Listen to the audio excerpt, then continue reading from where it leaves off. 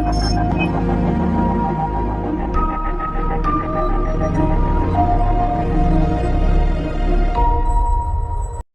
ಸ್ನೇಹಿತರೆ, welcome back to my channel. ಇದು ಹಬ್ಬದ ದಿನದ ಸಂಜೆ ವ್ಲಾಗ್ ಆಗಿರುತ್ತೆ ಸ್ನೇಹಿತರೆ.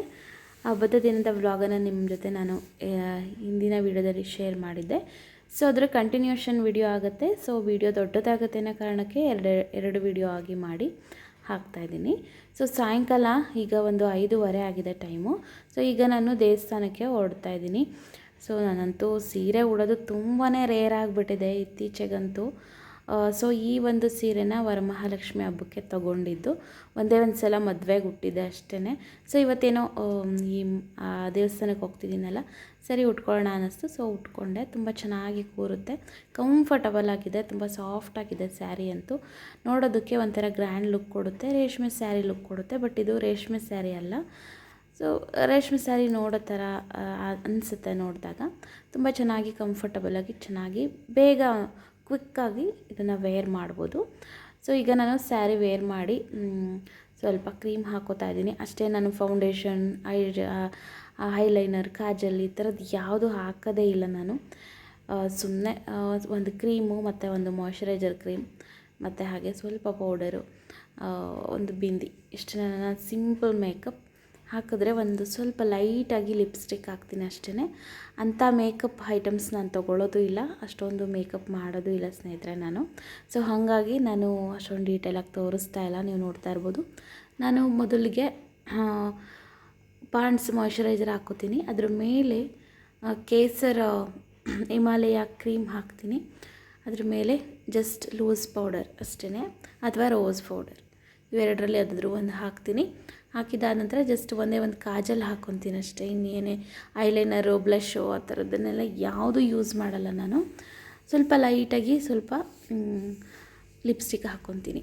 ಆ್ಯಂಡ್ ನೆಕ್ಸ್ಟ್ ನೋಡ್ತಾ ಇರ್ಬೋದು, ಲಕ್ಷ್ಯ ಅವಳೇನೆ ಕೂದಲು ಬಾಚ್ಕೊ ಅಂತ ಹೇಳಿದೆ. ಸರಿ ಹೊರಗಡೆ ಹೋಗಿ ಬಾಚ್ಕೊಂಡು ಸಿಕ್ಕೆಲ್ಲ ಬಿಡಿಸ್ಕೊಂಡು ಬಂದು ಮತ್ತೆ ಕಸ ಕೂಡ ಗುಡಿಸ್ಕೊಟ್ಲು ನನಗೆ. ಯಾಕಂದರೆ ನಾನೀಗ ದೇವ್ರ ದೀಪ ಕೂಡ ಹಚ್ಚಬೇಕು. ಸೊ ಹಾಗಾಗಿ ನಾನು ಸ್ಯಾರಿ ಹಾಕ್ಕೊಂಡು ರೆಡಿ ಆಗೋ ಅಷ್ಟರಲ್ಲಿ ಕಸ ಗುಡಿಸ್ಕೊಡು ಮಗನೆ ಅಂತ ಕೇಳಿದೆ.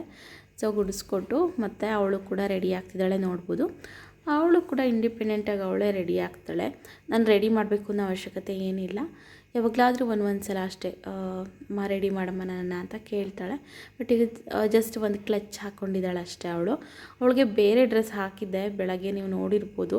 ಸೊ ಆ ರೀತಿ ಫ್ಯಾನ್ಸಿ ಡ್ರೆಸ್ಸನ್ನ ಅವಳು ಇಷ್ಟಪಡೋದೇ ಇಲ್ಲ.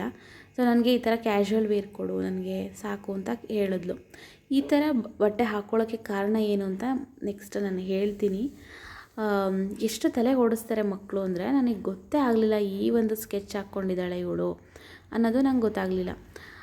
ಎಷ್ಟು ತಲೆ ಓಡಿಸ್ತಾಳೆ ಅಂದರೆ ತುಂಬಾ ಬ್ರಿಲಿಯಂಟ್ ಇರ್ತಾರೆ ಮಕ್ಕಳಂತೂ. ಇವಾಗಿನ ಮಕ್ಕಳು ಹೇಳೋಕ್ಕೆ ಆಗಲ್ಲ. ಸೊ ನೋಡ್ತಾ ಇರ್ಬೋದು, ಹಸ್ಬೆಂಡು ರೆಡಿಯಾಗಿ ಕೂತಿದ್ದಾರೆ. ಹಾಗೆ ನಾನು ನೋಡ್ತಾ ಇರ್ಬೋದು, ಇದು ನಾನೇ ಹೊಲ್ದಿರೋ ಅಂಥ ಬ್ಲೌಸು. ಸ್ವಲ್ಪ ಸಿಂಪಲಾಗಿ ಈ ಒಂದು ಏನು ಹೇಳ್ತಾರೆ, ಅದು ಬಟನ್ಸ್ ವರ್ಕ್ ಬರುತ್ತಲ್ಲ ಆ ಥರ ಮಾಡಿ ಸಿಂಪಲಾಗಿ ಹೊಲ್ದಿದ್ದೀನಿ. ಈ ಒಂದು ಬ್ಲೌಸು ತುಂಬ ದಿನ ಆಯಿತು ತೊಗೊಂಡು, ಬಟ್ ಉಟ್ಟಿರಲಿಲ್ಲ ಅಂತ ಹೇಳಿದ್ನಲ್ವ. ಸೊ ಇವತ್ತು ಫೈನಲಿ ಉಟ್ಕೊಂಡೆ. ಹಾಗೆ ನಮ್ಮ ಮನೆಯಿಂದ ಸ್ವಲ್ಪ ನಿಯರ್ ಬೈ ಒಂದು 5-10 ಮಿನಿಟ್ಸಲ್ಲಿ ಅಷ್ಟೇ ಬರ್ಬೋದು.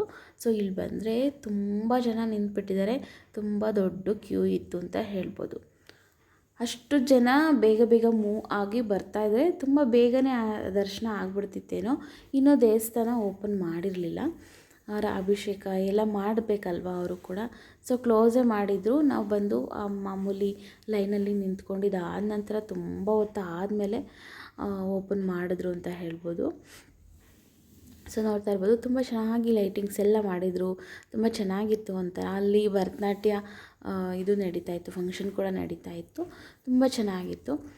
ಗೆಸ್ ಮಾಡಿ ಯಾವ ದೇವಸ್ಥಾನ ಅಂತ. ನೀವು ಯಾರಾದರೂ JP ನಗರಲ್ಲಿರೋರಾದರೆ ಈ ದೇವಸ್ಥಾನ ಯಾವುದು ಅಂತ ಗೆಸ್ ಮಾಡ್ತೀರಾ? ಅಕಸ್ಮಾತ್ ಗೆಸ್ ಮಾಡಿದ್ರೆ ಕಾಮೆಂಟ್ ಬಾಕ್ಸಲ್ಲಿ ತಿಳಿಸಿ, ಓಕೆನಾ? ಏನೋ ಒಂಥರ ಈ ಶಿವರಾತ್ರಿ ಹಬ್ಬ ಅಂತಂದರೆ ಒಂಥರ ಈ ಸಂಜೆ ಟೈಮು ನೋಡಲಿಕ್ಕೆ ಒಂದು ಚೆಂದ ಶಿವನ ದೇವಸ್ಥಾನಗಳಲ್ಲಿ.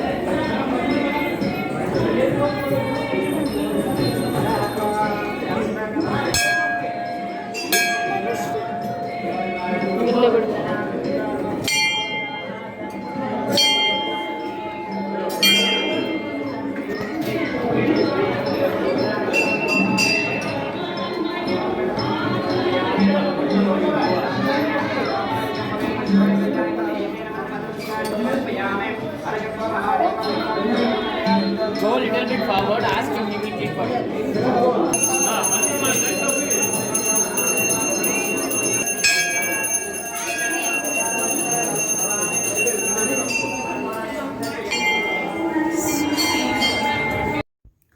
ನಾನು ಆಗಲೇ ಹೇಳಿದ್ನಲ್ಲ, ಡ್ರೆಸ್ ಏನು ಚೇಂಜ್ ಮಾಡಿದ್ಲು ಅಂದರೆ, ಅಷ್ಟು ಚೆನ್ನಾಗಿರೋವಂಥ ಡ್ರೆಸ್ ಹಾಕಿದ್ದೆ, ಬಟ್ ನನಗೆ ಬೇಡ ಕ್ಯಾಶುವಲ್ ವೇರ್ ಕೊಡಮ್ಮ ಅಂತಂದಿದ್ದು ಈ ಒಂದು ಇದಕ್ಕೆ. ಅಲ್ಲಿ ಪಕ್ಕದಲ್ಲೇ ಪಾರ್ಕ್ ಇದೆ, ಸೊ ಪಾರ್ಕಿಗೆ ಹೋಗಬೇಕು, ಇನ್ನು ಪಾರ್ಕಿಗೆ ಹೋದರೆ ಆಟ ಆಡೋಕ್ಕಾಗಲ್ಲ ಗೌನೆಲ್ಲ ಇಟ್ಕೊಂಡು ಹೋದರೆ ಅಂತ ಅಂದ್ಬಿಟ್ಟು ನನಗೆ ಕ್ಯಾಶುವಲ್ ವೇರ್ ಕೊಡಮ್ಮ ಅಂತ ಕೇಳಿದ್ಲು. ಸೊ ನಾನೇನೋ ಪಾಪ ಸೆಕೆ ಆಗ್ತಿದೆಯೇನೋ ಅಂತ ಕೊಟ್ಟರೆ, ಇಲ್ಲಿ ಬಂದರೆ ಅಲ್ಲೇ ಒಂದು 7:30 ಆಗಿತ್ತು, ಆದರೂ ಬಿಟ್ಟಿಲ್ಲ, ಇಲ್ಲ ಪಾರ್ಕಿಗೆ ಹೋಗಲೇಬೇಕು ಅಂತ ಹಠ ಮಾಡಿ ಬಂದು ಸ್ವಲ್ಪ ಹೊತ್ತು ಓಕೆ ಪರವಾಗಿಲ್ಲ ಅಂದ್ಬಿಟ್ಟು ಕರ್ಕೊಂಬಂದ್ವಿ. ಆಟ ಆಡ್ತಾಳೆ, ನೋಡ್ತಾ ಇರ್ಬೋದು ಎಷ್ಟು ಚೆನ್ನಾಗಿ ಕಾಣಿಸ್ತಾ ಇದೆ ದೇವಸ್ಥಾನ ಅಂತ. ದೇವಸ್ಥಾನದ ಪಕ್ಕದಲ್ಲೇ ಇರೋವಂಥದ್ದು ಪಾರ್ಕು, ತುಂಬ ಚಿಕ್ಕ ಪಾರ್ಕು, ಬಟ್ ಚೆನ್ನಾಗಿದೆ ಮಕ್ಕಳು ಆಟ ಆಡಲಿಕ್ಕೆ. ಸೊ ಅಲ್ಲಿ ಒಂದು ಅರ್ಧ ಗಂಟೆ ಆಟ ಆಡಿಸಿದ್ವಿ ಅವಳನ್ನು. ಅವಳು ಆಟ ಆಡೋಕ್ಕೆ ಬಿಟ್ಬಿಟ್ಟು ನಾವು ಕೂತಿದ್ವಿ, ಅವಳು ಪಾಡ್ಗಳು ಆಟ ಆಡಿದ್ಲು. ನಾನು ಮುಂಚೆ ಎಲ್ಲ ಈ ಒಂದು ಪಾರ್ಕಿಗೆ ಕರ್ಕೊಂಬರ್ತಾಯಿದ್ದೆ, ಈಗ ಸ್ವಲ್ಪ ಪಾರ್ಕ್ ಸ್ವಲ್ಪ ದೂರ ಅನಿಸುತ್ತೆ, ಸೊ ಹಾಗಾಗಿ ಜಾಸ್ತಿ ಬರೋದಿಲ್ಲ ಅಷ್ಟೇ. ಇವಾಗ ಡಿಮ್ಯಾಂಡ್ ಸ್ಟಾರ್ಟ್ ಮಾಡಿಬಿಟ್ಟಿದ್ದಾಳೆ, ನಾನು ನೀನು ಹೇಳ್ದಂಗೆಲ್ಲ ಕೇಳ್ತೀನಿ, ವೀಕ್ಲಿ ಒನ್ಸ್ ನನ್ನನ್ನು ಪಾರ್ಕಿಗೆ ಕರ್ಕೊಂಡು ಹೋಗು ಅಂತ.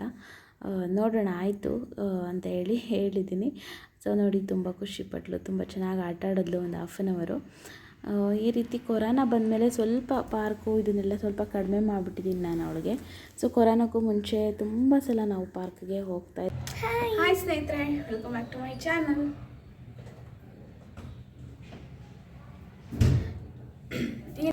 ನೆನ್ನೆ ದೇವಸ್ಥಾನಕ್ಕೆ ಹೋಗಿದ್ವಲ್ಲ, ಆ ವಿಡಿಯೋನ ಶೇರ್ ಮಾಡಿದೆ. ಸೊ ವಿಡಿಯೋ ಕಂಟಿನ್ಯೂ ಮಾಡಲಿಲ್ಲ. ಸೊ ಈ ವಿಡಿಯೋ ಕಂಟಿನ್ಯೂ ಮಾಡೋಕ್ಕೆ ಇನ್ನೇನಿರುತ್ತಲ್ವ, ದೇವಸ್ಥಾನಕ್ಕೆ ಹೋದ್ವಿ, ಮನೆಗೆ ಬಂದ್ವಿ ಅಷ್ಟೇ. ಮತ್ತು ಇನ್ಯಾವುದೇ ಅಡುಗೆಗಳು ಮಾಡಲಿಲ್ಲ, ಏನೂ ಇಲ್ಲ. ಸೊ ಹಾಗಾಗಿ ಈಗ ಬೆಳಗ್ಗೆ ನಾನು ವಿಡಿಯೋನ ಸ್ಟಾರ್ಟ್ ಮಾಡ್ತಾಯಿದ್ದೀನಿ.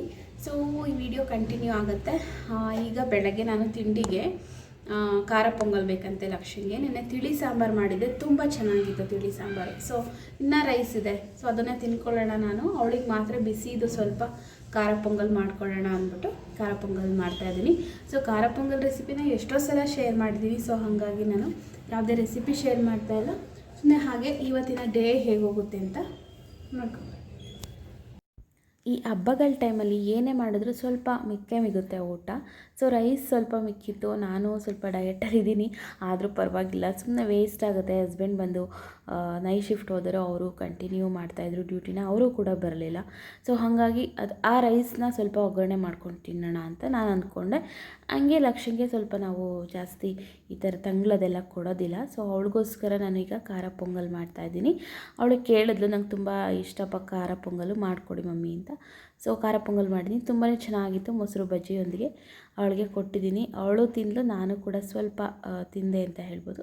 ತುಂಬಾ ಟೇಸ್ಟಿಯಾಗಿತ್ತು. ಮೊಸರು ಬಜ್ಜಿ ಜೊತೆಲಿ ಯಾರು ತಿಂದಿಲ್ಲ ಅಂತಂದರೆ ಒಂದು ಸಲ ತಿಂದು ನೋಡಿ, ಸಕ್ಕತ್ತಾಗಿರುತ್ತೆ ಟೇಸ್ಟು. ಏನು ಗೊತ್ತಾ, ಸ್ಪೂನ್ ಮತ್ತು ಕೈ ಎರಡು ಬೇಕು. ಯಾಕೆಂದರೆ ಸ್ಪೂನಲ್ಲಿ ಎತ್ತಿ ಮೊಸರಿಗೆ ಹಾಕೊಳ್ಳೋದು, ಮೊಸರಿಂದ ತೆಗೆದು ಕೈ ತಿನ್ನೋದು. ಫುಲ್ಲು ಮುಗಿಸ್ಬೇಕು ಇವತ್ತು. ಕೇಳಿದ್ದೆಲ್ಲ ಮಾಡಿಕೊಡ್ತೀನಿ. ಇವತ್ತೇನಾದ್ರು ತಿಂದಿಲ್ಲ ಅಂದರೆ ನೆಕ್ಸ್ಟ್ ಟೈಮ್ ನಾನು ತಂಗಳನ್ನೇ ಕೊಡೋದು.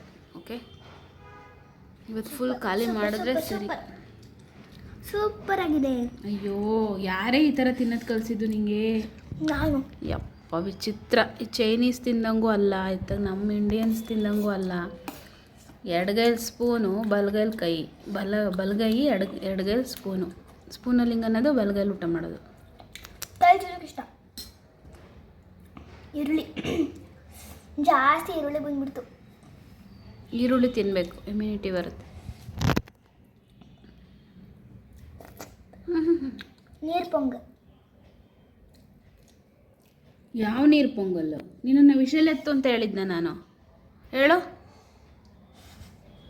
ಇದೊಂಥರ ಬೇರೆ ಟೇಸ್ಟ್ ಮಮ್ಮ, ನೀರು ಪೊಂಗಲ್. ಯಾವ ನೀರು ಪೊಂಗಲ್ ಕರೆಕ್ಟಾಗಿದೆ ಕನ್ಸಿಸ್ಟೆನ್ಸಿ. ಇದಕ್ಕಿಂತ ಏನು ಗಟ್ಟಿಗಿದ್ರೆ ಚೆನ್ನಾಗಿರಲ್ಲ ನೋಡಿ. ಇಷ್ಟು ಚೆನ್ನಾಗಿದೆ. ಬಟ್ ಏನು ಅಂದರೆ ಇದು ಊರಿಂದು ಬೇಳೆ, ಅಮ್ಮ ಕೊಟ್ಟಿದ್ರಲ್ಲ ಆ ಬೇಳೆ ಅಷ್ಟೇ. ಸಂಡೇ ಈವ್ನಿಂಗ್ ಒಂದು ರೆಸಿಪಿ ಟ್ರೈ ಮಾಡಿದ್ದೆ, ಲಕ್ಷ್ಯಂಗೋಸ್ಕರ ಸ್ನ್ಯಾಕ್ಸ್ಗೋಸ್ಕರ ಮಾಡಿರುವಂಥ ಒಂದು ರೆಸಿಪಿ ಸ್ನೇಹಿತರೆ. ಸೊ ನೀವು ಕೂಡ ನಿಮ್ಮ ಮಕ್ಕಳಿಗೆ ಈ ರೆಸಿಪಿನ ಮಾಡಿಕೊಡ್ಬೋದು. ತುಂಬ ಚೆನ್ನಾಗಿರುತ್ತೆ, ಕಾರ್ಬೋಹೈಡ್ರೇಟ್ಸ್ ಜಾಸ್ತಿ ಇರೋದ್ರಿಂದ ಮಕ್ಳಿಗೆ ತುಂಬ ಒಳ್ಳೆಯದು. ಈ ಒಂದು ಆಲೂಗೆಡ್ಡೆನ ನಮ್ಮ ಲಕ್ಷ್ಯ ಏನು ಮಾಡ್ತಾಳೆ ಅಂದರೆ ಆಲೂಗೆಡ್ಡೆನ ಜಾಸ್ತಿ ತಿನ್ನೋದಿಲ್ಲ. ಈ ಸಾಂಬಾರಲ್ಲಾಗಿರ್ಬೋದು, ಪಲ್ಯಗಳು ಈ ಥರದನ್ನು ಜಾಸ್ತಿ ತಿನ್ನೋದಿಲ್ಲ. ಸೊ ಹಾಗಾಗಿ ನಾನು ಈ ರೀತಿ ಒಂದಷ್ಟು ರೆಸಿಪಿಗಳನ್ನ ಮಾಡಿ ಟ್ರೈ ಮಾಡ್ತೀನಿ. ಸೊ ನಾನಿಲ್ಲಿ ಆಲೂಗೆಡ್ಡೆನ ಬೇಯಿಸ್ಕೊಂಡು ಮ್ಯಾಶ್ ಮಾಡ್ಕೊಂಡಿದ್ದೀನಿ. ಅದಕ್ಕೆ ರುಚಿಗೆ ತಕ್ಕಷ್ಟು ಉಪ್ಪು, ಸ್ವಲ್ಪ ಚಿಲ್ಲಿ ಪೌಡರು, ಸ್ವಲ್ಪ ಚಾಟ್ ಮಸಾಲ, ಹಾಗೆಯೇ ಹೆಚ್ಚಿಟ್ಕೊಂಡಿರುವಂಥ ಕೊತ್ತಂಬರಿ ಸೊಪ್ಪು ಮತ್ತು ಕಾರ್ನ್ಫ್ಲೋರು ಇಷ್ಟನ್ನು ಹಾಕಿ ಚೆನ್ನಾಗಿ ಮ್ಯಾಶ್ ಮಾಡಿದ್ದೀನಿ. ಒಂದು ಕೂಡ ಗಂಟಿರಬಾರ್ದು, ಆ ರೀತಿ ಚೆನ್ನಾಗಿ ಮ್ಯಾಶ್ ಮಾಡಿಕೊಂಡು ಫೈನ್ ಪೇಸ್ಟ್ ರೀತಿಯಲ್ಲಿ ಮಾಡ್ಕೋಬೇಕು. ಪೇಸ್ಟ್ ರೀತಿಯಲ್ಲಿ ಮಾಡಿಕೊಂಡು ಇದನ್ನು ನನ್ನದೇ ಆದಂಥ ಇನೋವೇಟಿವ್ ಆಗಿರುವಂಥ ಒಂದು ರೆಸಿಪಿನ ಇವತ್ತು ನಾನು ಮಾಡಿದ್ದೆ. ಆದರೆ ಟೇಸ್ಟ್ ಅಂತೂ ಸಖತ್ತಾಗಿ ಬಂದಿತ್ತು ಅಂತ ಹೇಳ್ಬೋದು. ನೀವು ಕೂಡ ಮಾಡ್ಕೋಬೋದು. ಒಮ್ಮೆ ಟ್ರೈ ಮಾಡಿ, ನಿಮಗೇನಾದರೂ ಇಷ್ಟ ಆಯಿತು ಅಂತಂದರೆ.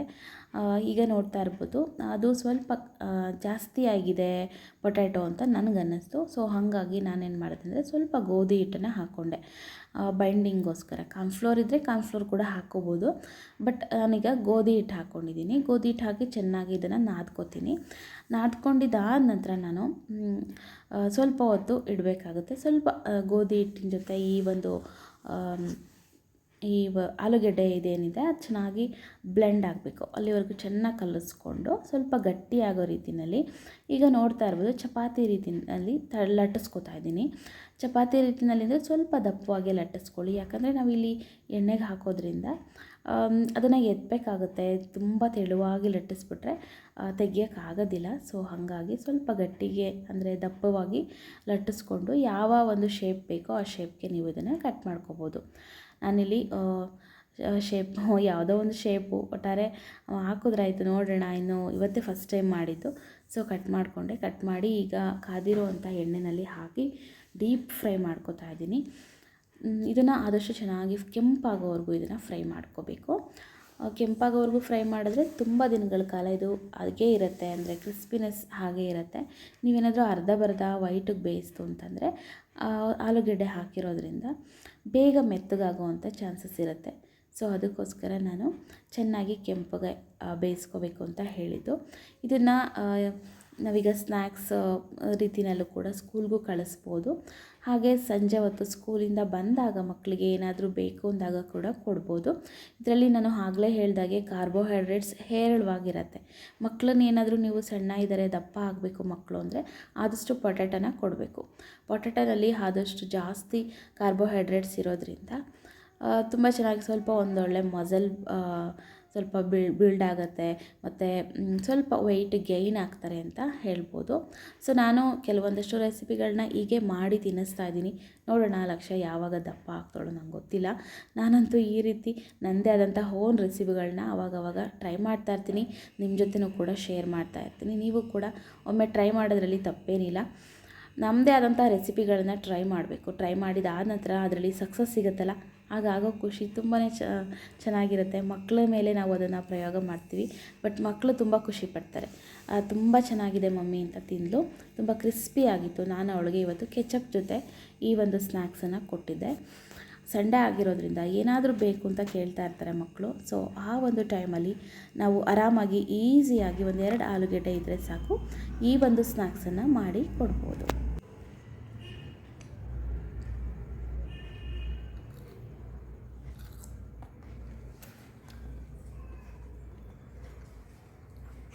How is it? ಚೆನ್ನಾಗಿದೆಯಾ? ಸೂಪರಾಗಿದೆ. ಅದು ಆಲೂಯಿಂದ ಮಾಡಿರೋದು. ಐ ಲವ್ ಆಲೂ. ತುಂಬ ಚೆನ್ನಾಗಿದೆ. ನನಗೂ ತಿನ್ನಬೇಕು ಅನ್ನಿಸ್ತದೆ, ಬಟ್ ತಿನ್ನಂಗಿಲ್ಲ ಅಷ್ಟು. ನೋಡಿ, ಇದು ಜಾಸ್ತಿ ಹೊತ್ತು ಇಟ್ಟರೆ ಮೆತ್ತಗಾಗುತ್ತೆ, ಬಟ್ ಹಂಗೆ ಮಾಡಿದಟ್ಗೆ ನೋಡಿದ್ರೆ ಕ್ರಿಸ್ಪಿಯಾಗಿ ಚೆನ್ನಾಗಿರುತ್ತೆ. ಇದು ಇವತ್ತಿನ ನನ್ನ ಒಂದು ಪುಟಾಣಿ ವ್ಲಾಗ್ ಅಂತ ಹೇಳ್ಬೋದು. ಸೊ ಈ ವ್ಲಾಗ್ ನಿಮಗೆ ಇಷ್ಟ ಆಗಿದೆ ಅಂತ ಭಾವಿಸ್ತೀನಿ. ಇಷ್ಟ ಆದಲ್ಲಿ ಲೈಕ್ ಮಾಡೋದನ್ನು ಮರಿಬೇಡಿ. ಹಾಗೆ ಇನ್ನೂ ಯಾರೆಲ್ಲ ಸಬ್ಸ್ಕ್ರೈಬ್ ಮಾಡದೆ ಹಾಗೆ ನೋಡ್ತಾ ಇದ್ದೀರಾ, ಈಗಲೇ ನನ್ನ ಚಾನಲನ್ನು ಸಬ್ಸ್ಕ್ರೈಬ್ ಮಾಡ್ಕೊಳ್ಳಿ. ಪಕ್ಕದಲ್ಲಿ ಕಾಣುವಂಥ ಬೆಲ್ ಐಕನ್ ಕ್ಲಿಕ್ ಮಾಡಿ. ವ್ಲಾಗ್ ಇಷ್ಟ ಆದಲ್ಲಿ ಲೈಕ್ ಮಾಡಿ. ಹಾಗೆ ನಿಮ್ಮ ಅನಿಸಿಕೆ ಅಭಿಪ್ರಾಯನ ಕಮೆಂಟ್ ಮಾಡಿ ತಿಳಿಸಿ ಅಂತ ಹೇಳ್ತಾ ಸಿಗೋಣ ನೆಕ್ಸ್ಟ್ ವಿಡಿಯೋದಲ್ಲಿ. Thank you for watching.